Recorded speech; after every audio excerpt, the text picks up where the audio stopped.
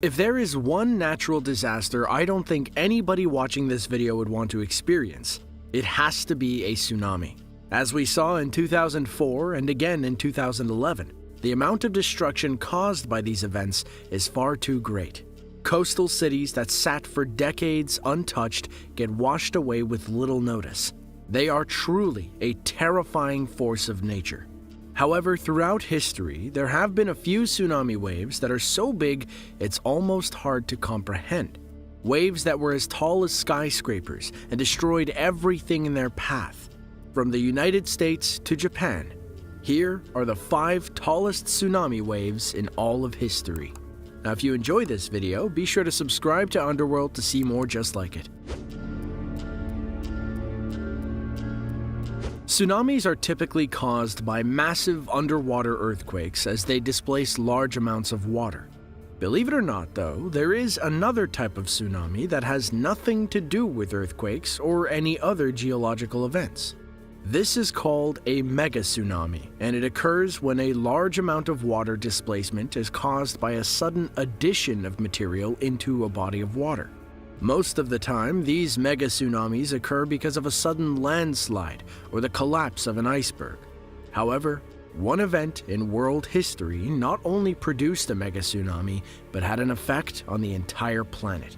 66 million years ago, an asteroid that was anywhere between 6.8 to 50.3 miles in diameter hit in the Yucatan Peninsula, leaving behind what is known as the Chicxulub impact crater.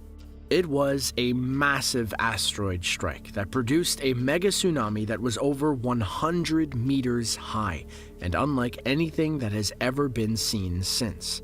It was so tall and moved so fast that some scientists believe that the wave washed as far inland as Chicago, Montana, or even Canada. But in this case, it wasn't the wave that did the most damage. An asteroid strike on this scale was enough to wipe out entire species of animals from the planet. Even striking the water was like striking land. Regardless, though, it was enough to cause a massive environmental change all across the planet, bringing about the Ice Age and likely the end of the dinosaurs. Japan is one of the most geologically active spots on planet Earth. Located on the border of 3 tectonic plates and situated within the infamous Ring of Fire, the country is home to a number of active volcanoes. Among them is Mount Unzen, an active volcanic group of several overlapping stratovolcanoes near the city of Shimabara, Nagasaki, on the island of Kyushu, which is Japan's southernmost main island. It has been active as of 1990, when it awoke after a couple of hundred years. Then, in 1991, an eruption caused a pyroclastic flow that killed 43 people. However, the fiery mountain is most well known for the destruction it caused in 1792. That year, the area had been recording a number of earthquakes when, all of a sudden, one of the lava domes collapsed into the ocean, triggering a mega tsunami that took the lives of over 14,000 people and is still considered to be Japan's worst volcanic-related disaster. One thing that made this tsunami especially deadly was the fact that it struck the Higo province on the other side of the Ariake Bay. Then, it bounced back and hit Shimabara again. The wave was said to have reached a height of 330 feet, or 100 meters, making it capable of reaching miles inland and wiping out anything in its path. Out of all of the fatalities, around 5,000 are thought to have been from the landslide, around 5,000 from the tsunami going across the bay, and the remainder from when the tsunami returned. There are few geological events in recorded history that saw the destructive force as that of the Mount St. Helens eruption in 1980. It was the Earth's largest terrestrial landslide in historical times, a result of a restless volcano and its uniquely violent eruption. The most defining thing of this eruption was the total collapse of the northern slope, leading to an immense pyroclastic flow. However, something else came out of this collapse that was disastrous in its own right. When the side of the mountain fell, it plowed directly into Spirit Lake, which was a short distance from the base of the volcano. As the huge column of rock and dirt crashed into the lake, it produced a tsunami that measured 860 feet, or 260 meters above the lake level. The lake also grew in size, nearly doubling from 1,300 acres to roughly 2,200 acres. Inland tsunamis like this are one of the rarest natural disasters on Earth. This massive wall of water traveled for quite a ways, knocking down trees and any structures that were in the way. However, even with 860 feet of water moving at an incredible rate, it would eventually be overtaken by the fiery cloud of ash that spewed out of the mountain. This mixture of water and ash created some of the most devastating mud flows, clogging rivers and leaving a disgusting sludge behind that would take months to solidify. Over time, Spirit Lake was able to fill back up and now has a level of around 3,406 feet that is constantly monitored and maintained. But it took over 20 years for the lake to get to the condition that it's currently in. As you can see by the disaster of Spirit Lake, inland tsunamis can spell certain doom for anyone unlucky enough to be in its path when it strikes. However, this wasn't the first inland tsunami to have been recorded. Just 17 years earlier in Italy, another inland tsunami did some serious damage in areas around a reservoir located about 100 kilometers north of Venice.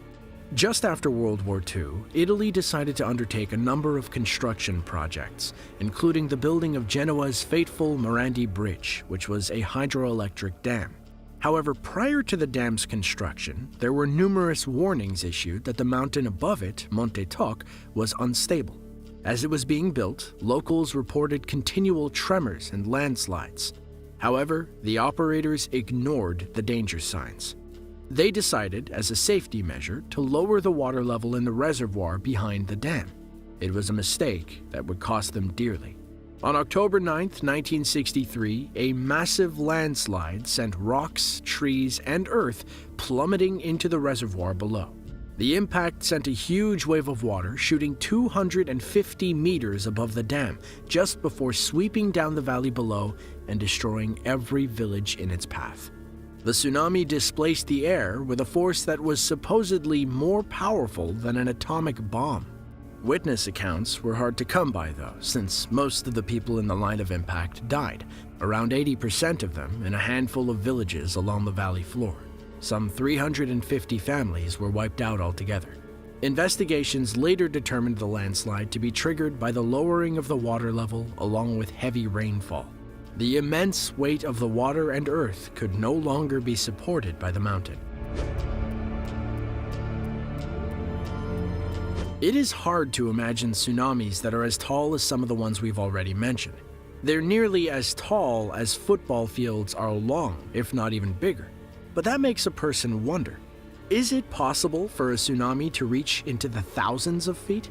Exactly how much force would it take for something like this to happen?